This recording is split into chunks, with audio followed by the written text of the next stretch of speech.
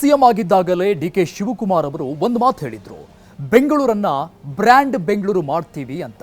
ಅಂತಹ ಬೆಂಗಳೂರಿನ ರಿಯಾಲಿಟಿ ತಿಳಿದುಕೊಳ್ಳೋಕೆ ಇವತ್ತು ಖುದ್ದಾಗಿ ಸಿಎಂ ಡಿಕೆ ಶಿವಕುಮಾರ್ ಅಖಾಡಕ್ಕಿಳಿದಿದ್ರು. ಬರೋಬ್ಬರಿ 3 ಗಂಟೆಗಳ ಕಾಲ ಬೆಂಗಳೂರನ್ನ ಸುತ್ತಾಡಿದ್ರು. ಹಾಗಾದ್ರೆ ಸಿಎಂ ಸಿಟಿ ರೌಂಡ್ಸ್ ಹೇಗಿತ್ತು? ಕೊಟ್ಟಂತಹ ಸಂದೇಶ ಏನು? ಬೀದಿ ಬದಿ ವ್ಯಾಪಾರಿಗಳಿಗೆ ಹೇಳಿದ್ದೇನು? ತೋರಿಸ್ತೀವಿ ನೋಡಿ.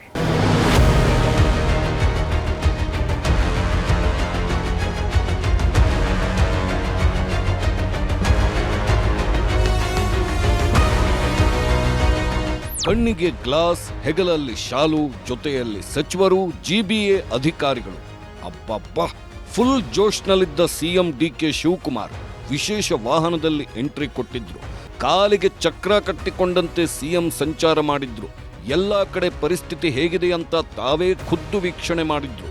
ಹೀಗೆ ಸಿಎಂ ಡಿಕೆ ಶಿವಕುಮಾರ್ ಹೋಗಿದ್ದು ಫುಟ್ಪಾತ್ ತೆರವು ಪ್ಲೇಸ್ಗಳಿಗೆ.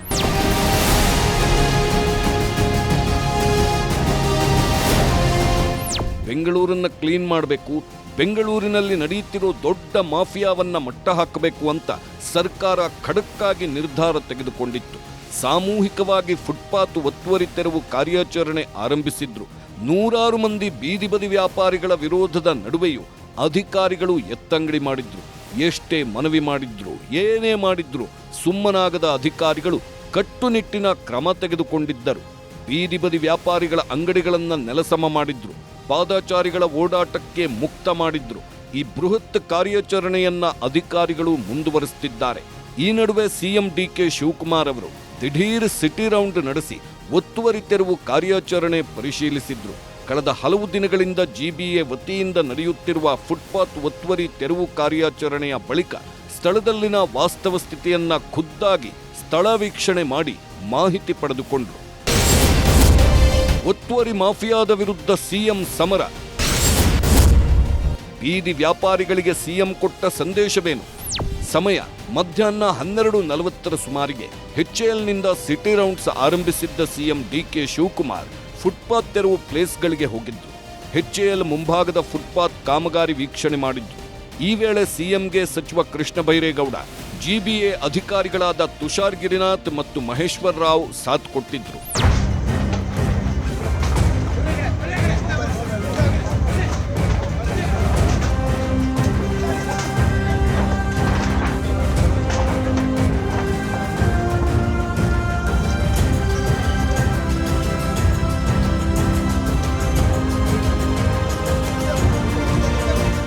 ಎಚ್ಎಎಲ್ನಿಂದ ಹೊರಟ ಸಿಎಂ ದೊಡ್ಡನೆಕ್ಕುಂದಿ ಮೆಟ್ರೋ ಪಿಲ್ಲರ್ ಕೆಳಭಾಗದ ರಸ್ತೆ ಪರಿಶೀಲನೆ ಮಾಡಿದ್ರು.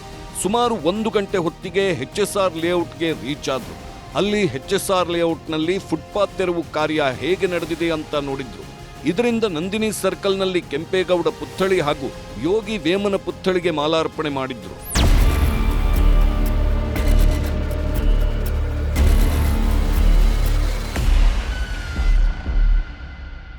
ಹೀಗೆ Ragigudda metro station, Jayanagar shopping ಕಾಂಪ್ಲೆಕ್ಸ್ನಲ್ಲಿ ಫುಟ್ಪಾತ್ ತೆರವು ಕಾರ್ಯ ಯಾವ ಲೆವೆಲ್ಗೆ ನಡೆದಿದೆ?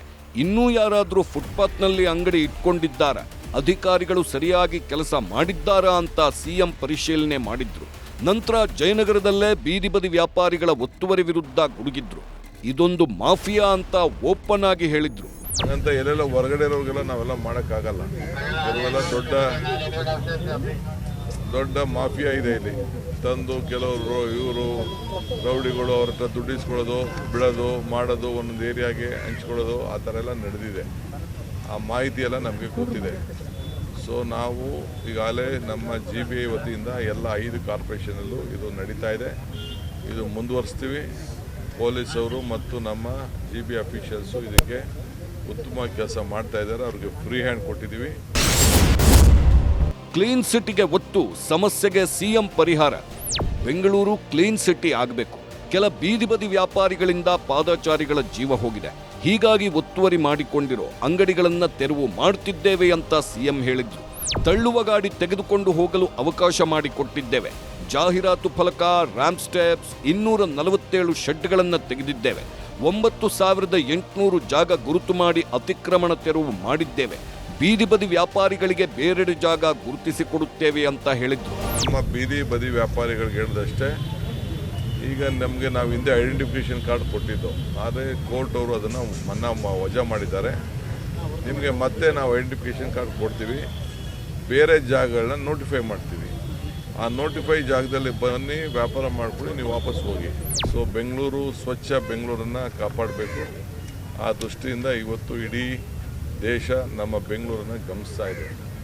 ಸೊ ಆ ಕೆಲಸ ನಾವು ಮಾಡ್ತಾಯಿದ್ದೀವಿ. ನೀವು ಕೂಡ ಮಾಧ್ಯಮದವರು ನಮಗೆ ಸಹಕಾರ ಕೊಟ್ಟಿದ್ದೀರಿ. ಆತಂಕ ಪಡೋದು ಬೇಡ, ಬಡವರು ನಮ್ಮವರೇ ಅವರು. ಆದರೆ ಹಂಗಂತ ಹೇಳ್ಕೊಂಡು ಯಾವುದೋ ಜಾಗದಲ್ಲಿ ಹೋಗಿ ಠಿಕಾನೆ ಹೊಡ್ಕೊಂಡು ಕೂತ್ಕೊಳ್ಳೋಕ್ಕಾಗಲ್ಲ. ಸರ್ಕಾರಿ ಜಾಗ ಇರ್ಬೋದು, ಪ್ರೈವೇಟ್ ಜಾಗ ಇರ್ಬೋದು. ಬೆಂಗಳೂರಿನಲ್ಲಿ ಬೀದಿ ಬದಿ ವ್ಯಾಪಾರಿಗಳ ಅಂಗಡಿಗಳನ್ನು ನೆಲಸಮ ಮಾಡಿದ್ದು. ತೆರವು ಮಾಡಿದ ಬೀದಿ ಬದಿಯನ್ನ ವ್ಯಾಪಾರ ರಹಿತ ವಲಯವಾಗಿ ಘೋಷಣೆಗೆ ಸಿದ್ಧತೆ ನಡೆದಿದೆ. 5 ಪಾಲಿಕೆಗೆ ಜಿಬಿಎ ವತಿಯಿಂದ ಕರಡು ತಯಾರಿಸುವಂತೆ ಸೂಚನೆ ನೀಡಲಾಗಿದೆ. ಈಗ ಇದೇ ರೀತಿ ಮೈಸೂರಿನಲ್ಲೂ ಅಧಿಕಾರಿಗಳು ಆಪರೇಷನ್ ಶುರು ಮಾಡಿದ್ದಾರೆ. ಮೈಸೂರಿನಲ್ಲಿ ಬೀದಿ ಬದಿಯನ್ನ ಒತ್ತುವರಿ ಮಾಡಿಕೊಂಡಿರೋ ಅಂಗಡಿಗಳನ್ನು ವಶಕ್ಕೆ ಪಡೆದುಕೊಳ್ಳುತ್ತಿದ್ದಾರೆ. ಈಗಾಗಲೇ ಮೈಸೂರು ಮಹಾನಗರ ಪಾಲಿಕೆ ವಲಯ 5ರಲ್ಲಿ ಫುಟ್ಪಾತ್ ಅತಿಕ್ರಮಣ ತೆರವು ಮಾಡಲಾಗಿದೆ. 30ಕ್ಕೂ ಹೆಚ್ಚು ಪೆಟ್ಟಿ ಅಂಗಡಿಗಳನ್ನು ಎತ್ತಂಗಡಿ ಮಾಡಿದ್ದಾರೆ. ಜಯದೇವ ಆಸ್ಪತ್ರೆ ಮುಂಭಾಗದಲ್ಲೂ ಕೂಡ ಅಂಗಡಿಗಳನ್ನು ತೆರವುಗೊಳಿಸಲಾಗಿದೆ. ಬೀದಿ ಬದಿ ಬೆನ್ನಲ್ಲೇ ಅನಾಥ ವಾಹನಗಳು ಗುಜರಿಗೆ. ನಗರದ ಫುಟ್ಪಾತ್ ಒತ್ತುವರಿ ತೆರವು ಕಾರ್ಯಾಚರಣೆ ಬೆನ್ನಲ್ಲೇ ಜಿಬಿಎ ಅಧಿಕಾರಿಗಳು ಮತ್ತೊಂದು ಆಪರೇಷನ್ಗೆ ಪ್ಲಾನ್ ಮಾಡಿದ್ದಾರೆ. ಬೀದಿ ಬದಿ ವಾಹನಗಳನ್ನು ನಿಲ್ಲಿಸೋ ಸವಾರರಿಗೆ ಶಾಕ್ ಕೊಟ್ಟಿದ್ದಾರೆ. ಯಾಕಂದ್ರೆ ನಗರದಲ್ಲಿ ಸಂಚಾರ ದಟ್ಟಣೆಗೆ ಕಾರಣವಾಗುವ ರಸ್ತೆ ಮತ್ತು ಸಾರ್ವಜನಿಕ ಸ್ಥಳಗಳಲ್ಲಿ ಅನಾಥವಾಗಿ ನಿಲ್ಲಿಸಲಾಗಿರುವ ವಾಹನಗಳನ್ನು ತೆರವುಗೊಳಿಸಲು ನಿರ್ಧರಿಸಲಾಗಿದೆ. ಸಂಚಾರ ಪೊಲೀಸರು ಈಗಾಗಲೇ ಜಂಟಿ ಕಾರ್ಯಾಚರಣೆ ಆರಂಭಿಸಿದ್ದಾರೆ. ರಸ್ತೆ ಬದಿಯಲ್ಲಿ ಅಥವಾ ಪಾರ್ಕಿಂಗ್ ಜಾಗಗಳಲ್ಲಿ ಯಾರು ತಮ್ಮ ಸ್ವಂತ ವಾಹನಗಳನ್ನು ಬಿಟ್ಬಿಟ್ಟಿದ್ದಾರೆ, ಅಂದರೆ ಬಿಡಾಡಿ ವಾಹನಗಳು, ಅಬಂಡನ್ಡ್ ವೆಹಿಕಲ್ಸು, ಇವುಗಳನ್ನು ತೆರವು ಮಾಡಬೇಕು ಅಂತ ನಾನು 15 ದಿನಗಳ ಹಿಂದೆಯೇ ಜನಗಳಿಗೆ ಮನವಿ ಮಾಡಿದ್ದೆ ಮತ್ತು ಎಚ್ಚರಿಕೆಯನ್ನು ಕೂಡ ಕೊಟ್ಟಿದ್ವಿ.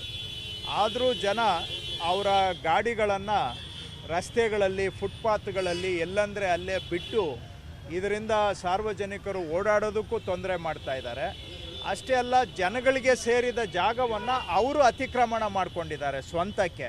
ಜಿಬಿಎ ಕಾಯ್ದೆ 2024ರ ಅನ್ವಯ ಇಂತಹ ವಾಹನಗಳಿಗೆ 7 ದಿನಗಳ ಗಡುವಿನ ಸ್ಟಿಕ್ಕರ್ ನೋಟಿಸ್ ಅಂಟಿಸಿ ವೀಲ್ ಕ್ಲಾಂಪ್ ಹಾಕಲಾಗುತ್ತದೆ. ಈ ಸಮಯದಲ್ಲಿ ವಾಹನಗಳ ಮಾಲೀಕರಿಗೆ ಸ್ವಯಂ ಪ್ರೇರಿತವಾಗಿ ವಾಹನಗಳನ್ನು ತೆರವು ಮಾಡುವ ಅವಕಾಶ ನೀಡಲಾಗುತ್ತಿದೆ. ಈ ಅವಧಿಯಲ್ಲಿ ಮಾಲೀಕರು ತೆರವುಗೊಳಿಸದಿದ್ದರೆ ವಾಹನಗಳನ್ನು ಜಪ್ತಿ ಮಾಡಿ ಬಹಿರಂಗ ಹರಾಜು ಹಾಕಲಾಗುತ್ತೆ ಅಂತ ಅಧಿಕಾರಿಗಳು ಎಚ್ಚರಿಕೆ ಕೊಟ್ಟಿದ್ದಾರೆ. ಈ ವಾಹನಗಳು ನಾವು ಇದು ತಿಂಗಳುಗಟ್ಟಲೆ ಇಲ್ಲೇ ಬಿಟ್ಟು ಹೋಗಿರ್ತಾರೆ, ಯಾರಿಗೆ ಸೇರಿದ್ದು ಅಂತ ಗೊತ್ತಿಲ್ಲ. ಇದರಿಂದ ಬೆಂಗಳೂರಿಗೆ ಜನಕ್ಕೆ ಓಡಾಡೋದಕ್ಕೂ ಕಷ್ಟ, ಮತ್ತು ಸಾರ್ವಜನಿಕರಿಗೆ ಸೇರಿದ ಜಾಗ ಅವರು ಸ್ವಂತಕ್ಕೆ ಅತಿಕ್ರಮಣ ಮಾಡಿಕೊಳ್ಳೋದು ಕೂಡ ಕಾನೂನು ಉಲ್ಲಂಘನೆ. ಇದಲ್ಲದೆ ಎಲ್ಲಂದರೆ ಅಲ್ಲಿ ಗಾಡಿಗಳನ್ನ ಬಿಟ್ಟು ಆಕ್ಸಿಡೆಂಟ್ಗಳು ಆಗ್ತವೆ. ಆಮೇಲೆ ನೋಡೋದಕ್ಕೂ ಕೂಡ ಬೆಂಗಳೂರು ಅಸಹ್ಯವಾಗಿ ಕಾಣಲಿಕ್ಕೆ ಇದು ಒಂದು ಕಾರಣ. ನಾನು ಕಳೆದ 15 ದಿನಗಳ ಹಿಂದೆಯೇ ಇದನ್ನು ಸಾರ್ವಜನಿಕವಾಗಿ ನಾವು ಎಚ್ಚರಿಕೆಯನ್ನು ಕೊಟ್ಟಿದ್ವಿ. ಈ ಬೀಡಾಡಿ ಗಾಡಿಗಳನ್ನು ನಾವು ನಿರ್ಮೂಲನೆ ಮಾಡೋ ಕಾರ್ಯಾಚರಣೆ ಮಾಡ್ತೇವೆ ಅಂತ. ಆದರೂ ಕೂಡ ಜನ ಏನು ಅದಕ್ಕೆ ಕ್ಯಾರೆ ಇಲ್ಲ ಅನ್ನೋ ರೀತಿಯಲ್ಲಿ ಗಾಡಿಗಳನ್ನ ಅಲ್ಲೇ ಬಿಟ್ಟಿದ್ದಾರೆ. ಈಗಾಗಲೇ ಸಚಿವ ಕೃಷ್ಣ ಬೈರೇಗೌಡರ ನೇತೃತ್ವದಲ್ಲಿ ತೆರವು ಕಾರ್ಯಾಚರಣೆಗೆ ಚಾಲನೆ ನೀಡಲಾಗಿದೆ. ಕ್ವೀನ್ಸ್ ರಸ್ತೆಯ ಸಿಗ್ನಲ್ ಬಳಿ ರಸ್ತೆಯಲ್ಲಿ ನಿಲ್ಲಿಸಿದ್ದ ವಾಹನಗಳಿಗೆ ಸಚಿವ ಕೃಷ್ಣ ಬೈರೇಗೌಡ ಸ್ಟಿಕ್ಕರ್ ಅಂಟಿಸಿದ್ರು. ಇನ್ನು ನೋಟಿಸ್ಗೆ 7 ದಿನ ಟೈಮ್ ಇದ್ದು ಉತ್ತರಿಸದಿದ್ದರೆ ವಾಹನ ಹರಾಜು ಹಾಕಲಾಗುತ್ತದೆ. ಹೀಗಾಗಿ ಸ್ಥಳೀಯರೇ ವಾರಗಟ್ಟಲೆ ರಸ್ತೆಯಲ್ಲಿ ವಾಹನ ಪಾರ್ಕ್ ಮಾಡೋ ಮುನ್ನ ಹುಷಾರಾಗಿರಿ.